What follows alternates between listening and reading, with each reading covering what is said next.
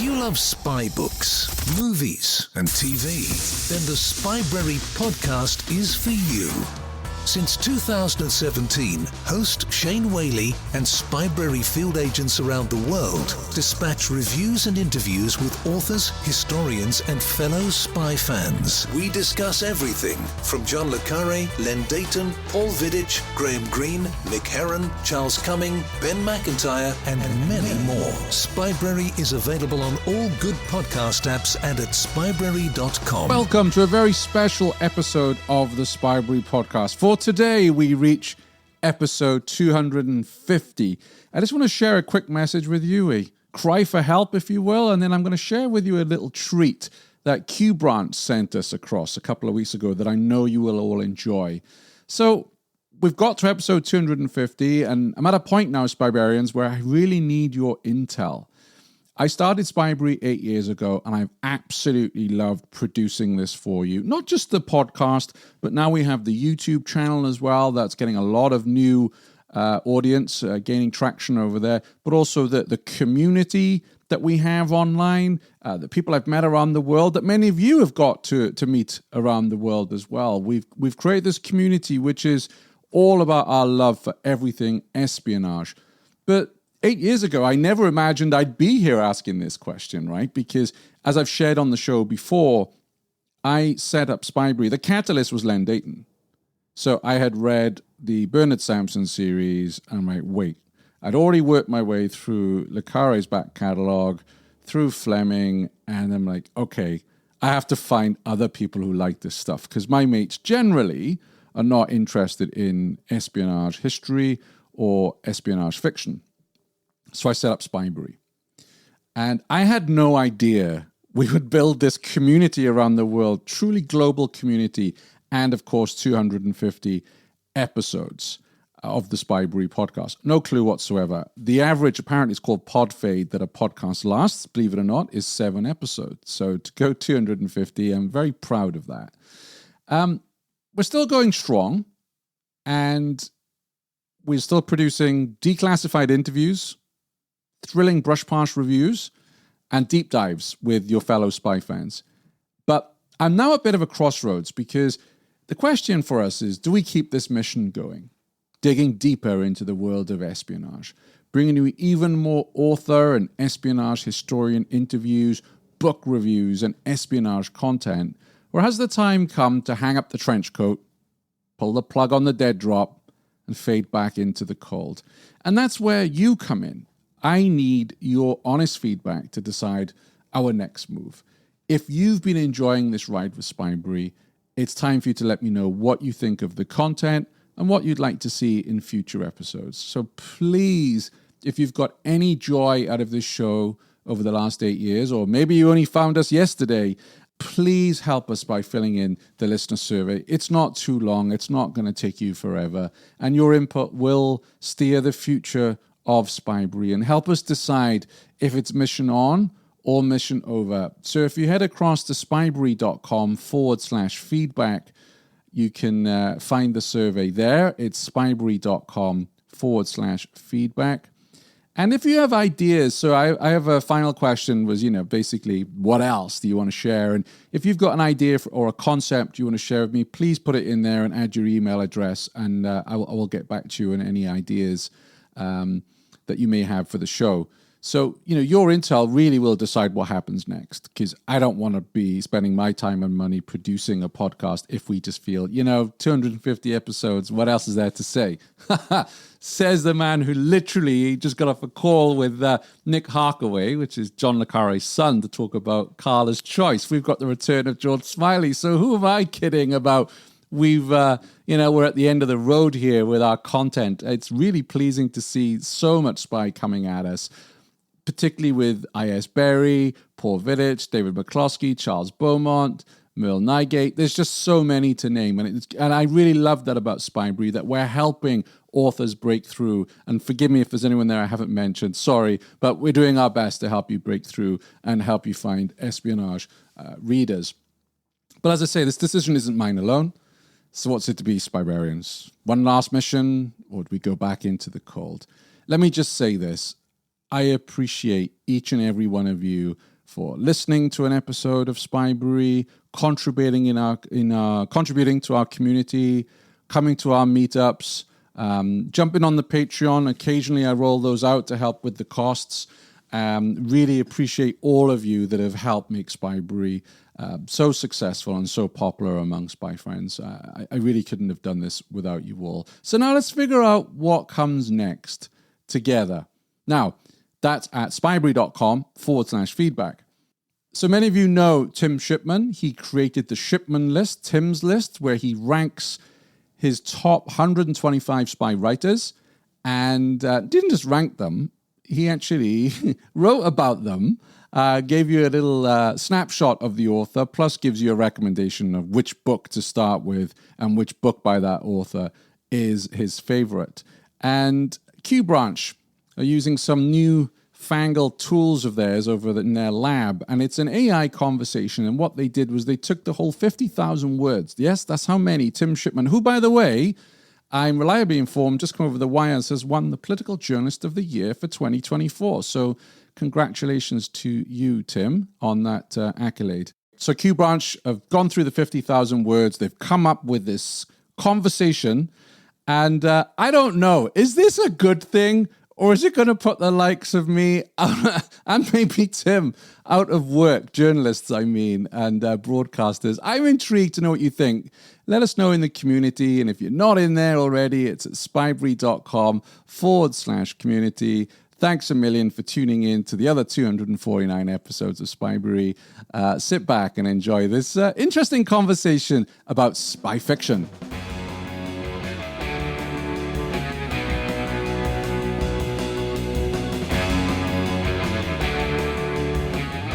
Hey everyone, ready for a deep dive into a world of secrets and spies? You know it. We're talking spy novelists today. The best of the best. The best, huh? Well, lucky for us, we have Tim Shipman's list of the top 125 spy writers of all time. Straight from the Spybrary himself. Okay, so before we get lost in this list, what makes Shipman's picks so special? Well, he's not just looking for action-packed thrillers. I mean, those are fun, don't get me wrong. Right. But Shipman, he digs deeper. He's looking for authors who really nail that sense of place and time. The thinking person's spy novel. I like it. Exactly. He wants those stories that make you question everything, you know, the moral dilemmas, the weight of secrets. Wow, so it's more than just, like, cool gadgets and explosions. Way more. It's about the characters, their motivations, the psychological impact of living a double life, that kind of thing. Okay, now you've got me hooked. I'm thinking, like, classic spy novelists, Ian Fleming, John le Carré, those guys read. Oh, absolutely. They're on the list. But Shipman, he's curated this amazing mix of the well-known and the undiscovered. Undiscovered. Tell me more. Are we talking, like, old classics people haven't heard of, or are there new authors out there really changing the game? Both, actually. You've got Francine Matthews, for instance, used to be a CIA analyst. Whoa, seriously? Yep. I talk about real-life experience. Okay, I'm already adding her to my list. Yeah. Anyone else we should know about? Well, there's Gerard de Villiers, a French author, a bit more, how do I put this? Let's just say some of his stuff might not be for everyone. Ooh, a little controversial. Okay, this list is full of surprises. Right. There really is something for everyone. But getting back to Shipman's personal favorites, he's a huge fan of Joseph Cannon. Okay, another one for the to-read list. What's so special about him? Well, Shipman actually calls him the best spy writer working today. Wow, high praise.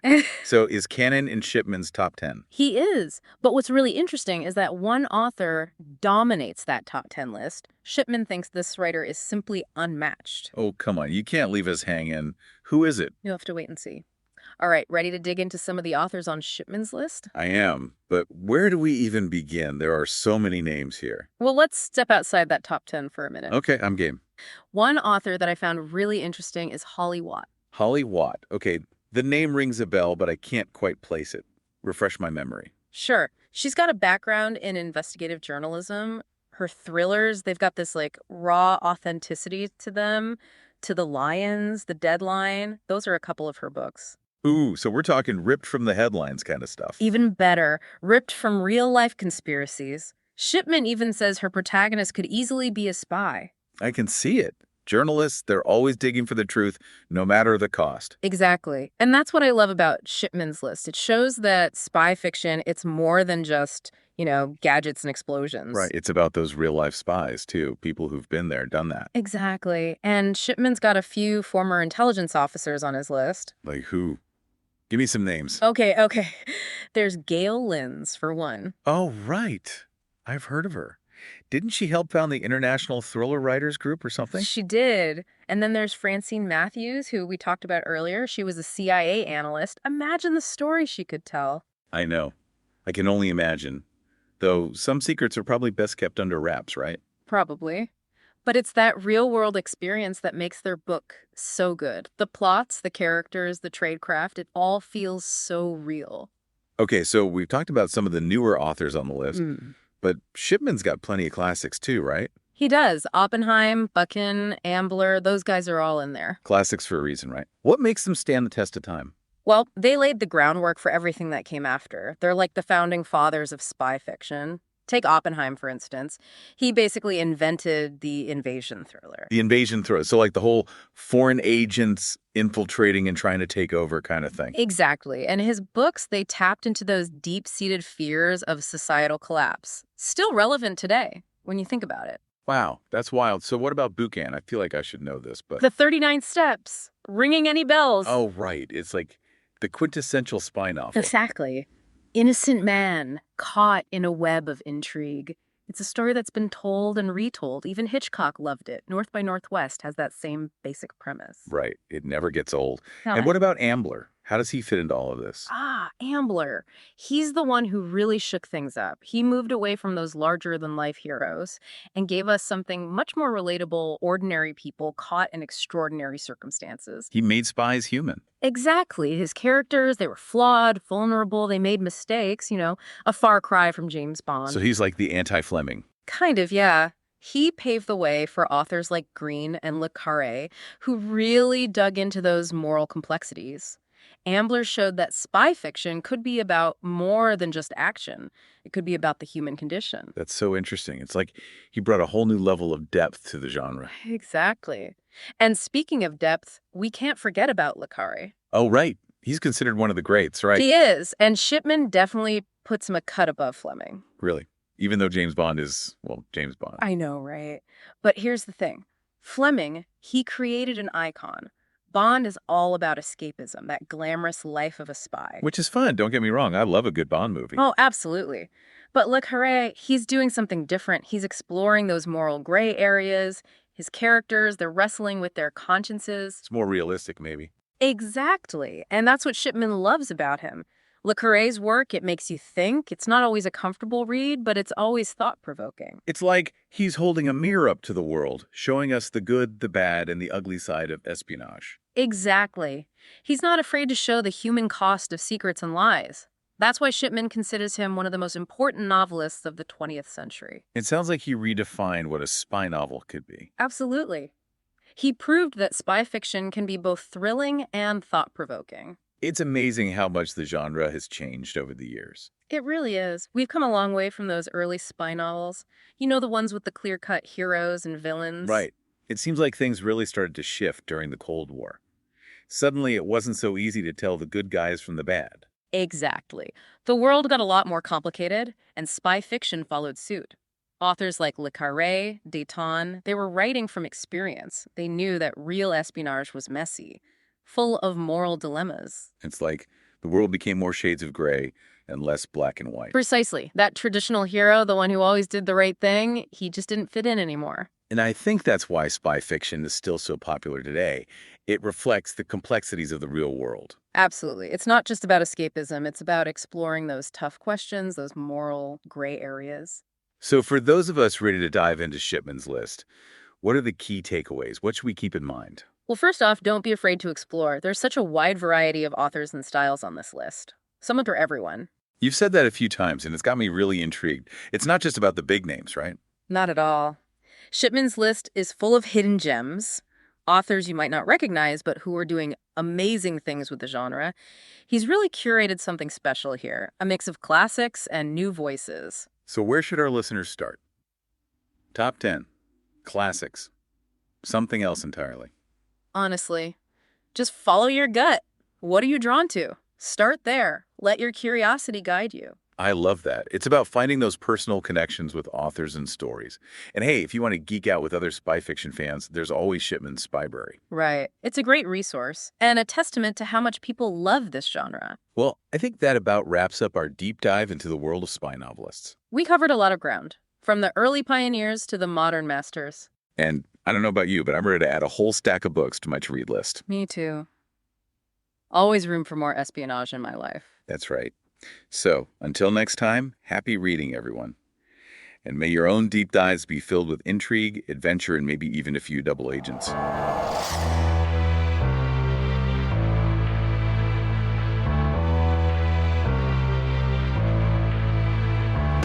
Thanks for listening to the Spybrary Podcast. You don't have to wait for the next episode. Join the conversation happening now at facebook.com/Spybrary and on Twitter @Spybrary.